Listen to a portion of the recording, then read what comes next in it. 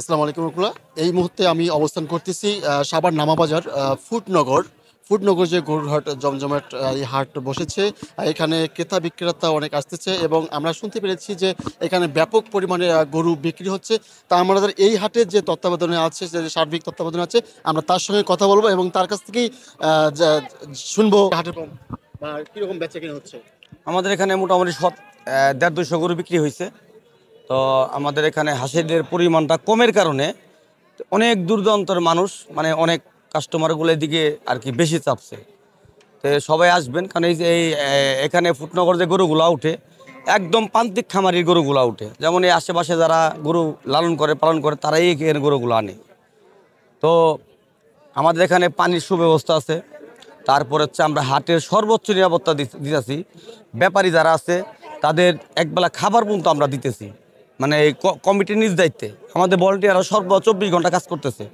তো আপনার হাটে আসেন, আইসা গরু দেখেন, কিনেন। এখানে প্রচুর বেচাকেনা হচ্ছে এবং কি প্রচুর ক্রেতা বিক্রেতা আছে। আজকে মোটামুটি আমি যা খবর নিলাম, হাসির ঘরের খবর নিছি যে মোটামুটি 200-র মতো গরু আমাদের এই পর্যন্ত হাসির ঘরে হাসিল হয়েছে।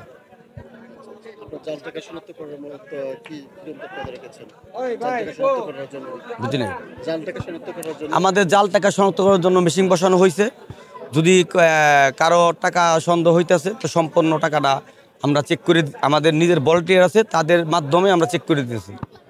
দর্শক, এই ছিল ফুটনগর গরুর হাট থেকে সর্বশেষ খবর। কেআরবি নিউজ, সাভার, ঢাকা।